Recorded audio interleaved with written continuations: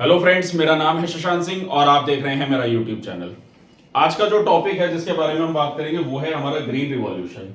Last video तक हम लोगों ने लैंड रिफॉर्म और लैंड सीलिंग के बारे में पढ़ा था कि एग्रीकल्चर सेक्टर में किस तरीके से लैंड रिफॉर्म और लैंड सीलिंग लाया गया, ठीक है ना। अब ये जो टॉपिक है ग्रीन रिवॉल्यूशन, ये सबसे ज्यादा इंपॉर्टेंट टॉपिक है हमारे एग्रीकल्चर पार्ट से। अगर यूपीएससी के पॉइंट ऑफ व्यू से मैं बात करूं ना, तो हम लोग जब इकोनॉमिक्स में एग्रीकल्चर सेक्टर पढ़ते हैं उसमें ये एक बहुत ही मेजर टॉपिक है ग्रीन रिवॉल्यूशन।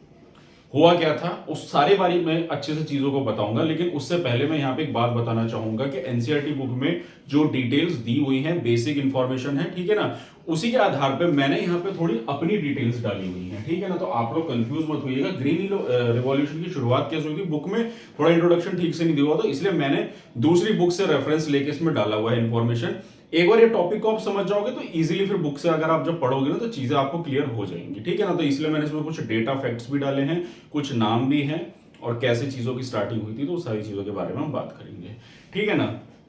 तो चलिए शुरुआत करते हैं। तो जैसे 5 ईयर प्लान आया, ठीक है, 5 ईयर प्लान आया, फिर बोला गया कि चलो एग्रीकल्चर सेक्टर में अब हमें बदलाव लाना है। तो हम लोगों ने लैंड रिफॉर्म और लैंड सीलिंग जैसी चीजें देखी गई। 100% सक्सेसफुल नहीं रहा, लेकिन कुछ हद तक चीजों का हुआ, लोगों को लैंड्स मिली, ठीक है।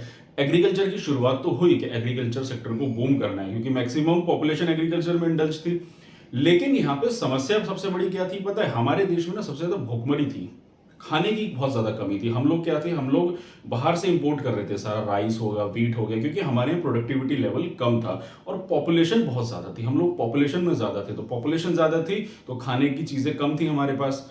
अब किसी भी देश की इकोनॉमी को, वही आप घर वाला एग्जांपल लीजिए, अगर किसी भी घर में खाने को रोटी नहीं होगी तो क्या इंसान बेहतर काम कर सकता है, क्या वो कोई काम कमा सकता है। तो बेसिक रिक्वायरमेंट क्या है इंसान की, रोटी, खाना।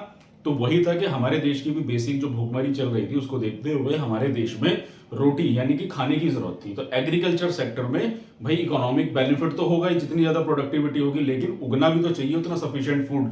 तो सफिशिएंट फूड की प्रोडक्टिविटी को बढ़ाने के लिए, अब देखो ना, इसको दोनों पहलुओं से समझो आप। अगर मान लो एक लैंड में, मान लीजिए एक हाइपोथेटिकल एग्जांपल, एक लैंड में 100 किलो अनाज उग रहा है, ठीक है ना, लेकिन वो 100 किलो अनाज सफिशिएंट नहीं है। ग्रीन रिवॉल्यूशन HYV सीड्स लगने के बाद 100 किलो की बजाय वो 500 किलो उगने लग जाए या 400 किलो उगने लग जाए, मान लीजिए, तो क्या होगा, तो भाई क्वांटिटी बढ़ गई, लोगों की खाने की पूर्ति हो गई। दूसरा, जो किसान 100 किलो उगा रहा था अब वो 400 किलो उगाएगा, तो सोचो उसका दाम भी तो उसको मार्केट में ज्यादा मिलेगा ना, तो इकोनॉमिक ग्रोथ बढ़ा। 100 रुपए, अगर मान लो 100 किलो का दाम 1000 है तो 400 किलो का 4000 मान लीजिए, एक हाइपोथेटिकली, तो 4000 का तो 3000 का इकोनॉमिक ग्रोथ बेनिफिट हमें देखने को मिला ना यहाँ पे। तो इसीलिए इस तरीके का एक स्टेप लिया गया इसमें ग्रीन रिवॉल्यूशन में। अब ये ग्रीन रिवॉल्यूशन क्यों कहते हैं, क्योंकि देखिए क्या होता है, जब किसी भी चीज में बदलाव आता है, कोई क्रांति आती है, तो हम उसको ग्रीन रिवॉल्यूशन, जैसे कि टेक्नोलॉजिकल रिवॉल्यूशन, ठीक है ना, ग्रीन रिवॉल्यूशन, हरित क्रांति। अब क्या थी या कैसे शुरुआत हुई थी उसके बारे में हम बात करेंगे। देखो, तो बेसिकली बात है 1960 की। तो 1960 में एक ऐसा हाई प्रोफाइल बीज लाया गया जिसको हम लोग बोलते थे high yielding variety seeds, HYV seed हम इसको बोलते थे, ठीक है, जो कहता था कि उसको लगाने से जो प्रोडक्टिविटी है वो 250% बढ़ जाएगी, ठीक है ना। तो ये इंप्लीमेंट हुआ 1960 में। सबसे पहले ये वीट के ऊपर किया गया, यानी कि गेहूं के ऊपर, कि 10 साल तक पहले गेहूं की प्रोडक्टिविटी को बढ़ाया जाएगा। वैसे भी गेहूं से क्या बनती है, रोटी बनती है, तो इंसान की बेसिक रिक्वायरमेंट तो वही थी, ठीक है, उसको इंप्लीमेंट किया गया। और उसके 10 साल बाद यानी कि 1970 में फिर इसको राइस के लिए इंप्लीमेंट किया गया।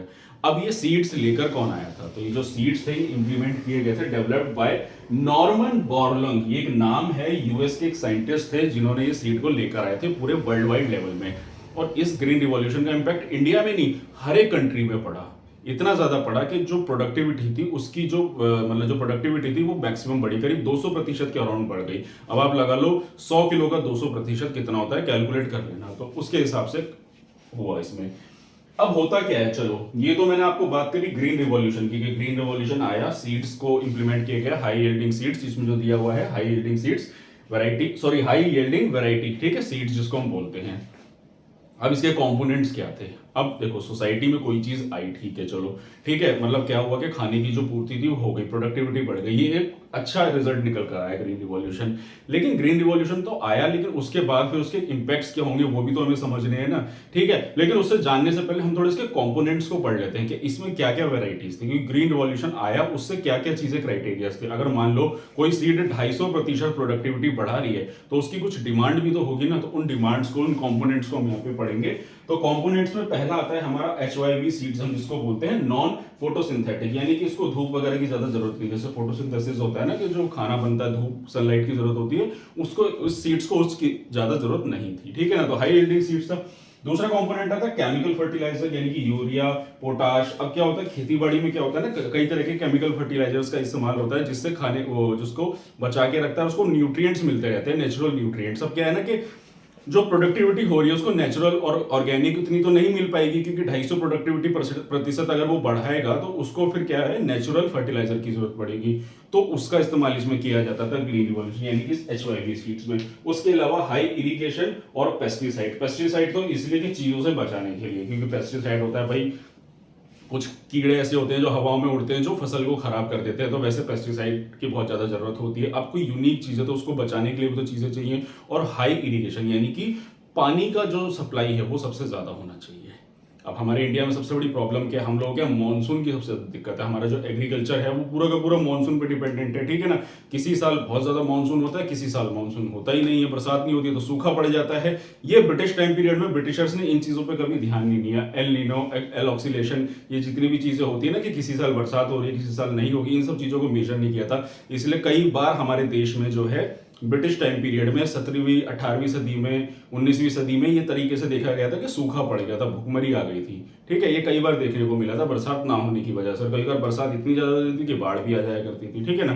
तो ये सारी सिचुएशन होती थी। तो इरिगेशन सिस्टम बनाया गया कि पूरा प्रॉपर इरिगेशन सिस्टम होगा, अंडरग्राउंड पानी निकलेगा, बनाया जाएगा, क्योंकि इसको बहुत ज्यादा इस सीड को पानी की जरूरत होती थी, ठीक है ना। और इस तरीके से ग्रीन रिवॉल्यूशन की शुरुआत होती है।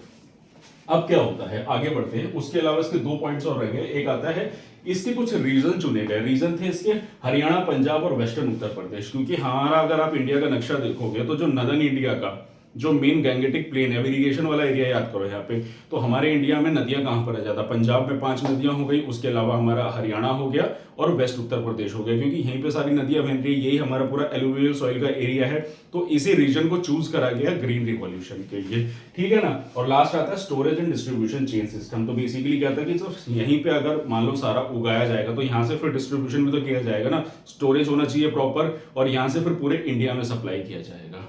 तो इसका रिजल्ट फिर क्या निकल कर आता है ग्रीन रिवॉल्यूशन का, रिजल्ट ये निकलता है। तो पहले हम बात करें इंपैक्ट में इसका सोशियो इकोनॉमिक इंपैक्ट। तो सोशियो इकोनॉमिक इंपैक्ट तो सबसे अच्छा ये हुआ कि प्रोडक्टिविटी बहुत अच्छी निकल कर आई। ग्रीन रिवॉल्यूशन सक्सेसफुल होता है और बहुत अच्छी 200-250% प्रोडक्टिविटी निकल कर आती है। और हमारे देश में नहीं, पूरे वर्ल्ड में जिन जिन लोगों ने, जिन जिन कंट्रीज ने HYV सीड्स का इस्तेमाल करा, उनकी प्रोडक्टिविटी इतनी बढ़ी कि उनके देश में खाने की कमी तो नहीं रही।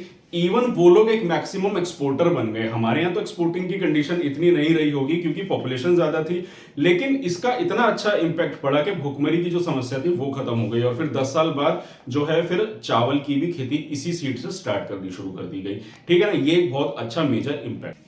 तो ये तो था इसका पॉजिटिव इंपैक्ट, लेकिन सोशल इकोनॉमिकल इंपैक्ट में एक चीज और हुई, वो हुई इसमें मलेरिया की समस्या ज्यादा पड़ी। जब पानी ज्यादा खेतों में जाएगा, हर जगह पानी पानी रहेगा, तो पानी पड़े रहने से एक जगह पे क्या होता है, बीमारी पनपती है। तो फिर मलेरिया जैसी बीमारियों ने भी जन्म लिया।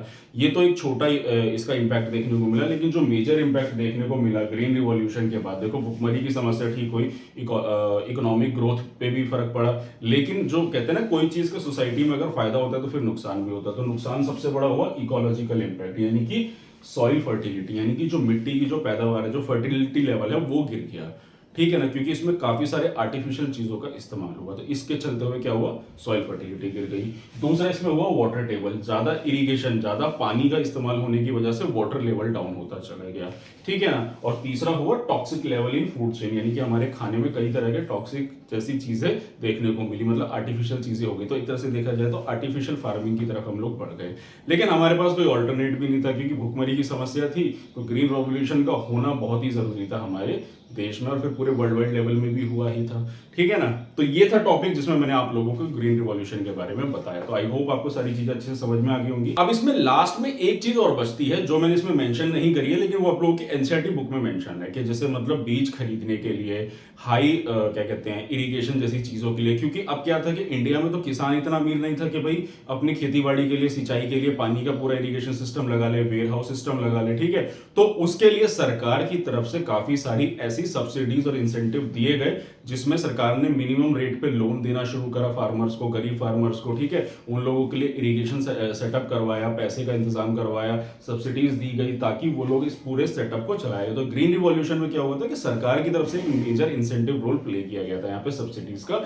इसमें हर एक फार्मर को जैसे मान लीजिए आप कम रेट ऑफ इंटरेस्ट पे लोन दे दिया गया, ठीक है। उसके अलावा सस्ते दामों पे सब्सिडी, ये आपके फर्टिलाइजर्स हो गए, पेस्टिसाइड्स हो गए, इसके लिए दे दिया गया। खाद के लिए कम पैसे सब्सिडाइज रेट में चीजें मिलने लगी और इस तरीके से ग्रीन रिवॉल्यूशन हमारे देश में सक्सेसफुल साबित होता है।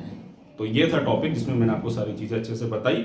अगर आप लोग इसका स्क्रीनशॉट लेना चाहते हो तो ले सकते हो, इंफॉर्मेटिव है ये पूरा का पूरा डेटा। साथ ही साथ अब आप अगर लोग अपनी एनसीईआरटी की बुक पढ़ोगे ना तो उसमें जो टॉपिक है, एक बार मैं आप लोगों को बुक में भी दिखा देता हूँ। इसमें जो ग्रीन रिवॉल्यूशन है और अगला टॉपिक जो है वो है हमारा डिबेट ओवर सब्सिडीज। तो बेसिक इंफॉर्मेटिव डेटा है, इसको अगर आप लोग पढ़ लोगे, फैक्चुअल डिटेल है, जीडीपी एंड ऑल दैट, तो आप लोगों को इजीली अब सारी चीजें अच्छे से समझ में आ जाएंगी। तो ये था टॉपिक जिसमें मैंने आप लोगों को इस चीजों के बारे में बताया, यानी कि ये हमारा एग्रीकल्चर सेक्टर में हमारा किस तरीके से रिफॉर्म्स लाए गए, जैसे कि लैंड सीलिंग, लैंड रिफॉर्म और ग्रीन रिवॉल्यूशन, ठीक है ना। अब हम अगली वीडियो से हम अपने मैन्युफैक्चरिंग सेक्टर के बारे में पढ़ेंगे कि मैन्युफैक्चरिंग सेक्टर को सरकार ने 5 ईयर प्लान्स में कैसे बूस्ट दिया, किस तरीके से इकोनॉमी और इकोनॉमिक ग्रोथ देखने को मिली, ठीक है ना। तो ये था मेरा टॉपिक। तो अगर आप लोगों को मेरा काम पसंद आ रहा है, अगर आप लोगों को मेरी वीडियो अच्छी लगी है तो मेरे चैनल को सब्सक्राइब कीजिए, मेरी वीडियो को लाइक कीजिए, मैक्सिमम लोगों तक इस वीडियो को शेयर कीजिए और कमेंट सेक्शन में कोई भी डाउट है तो आप लोग पूछ सकते हैं। तो आज के लिए इतना ही, मिलते हैं नेक्स्ट वीडियो में। Thank you very much.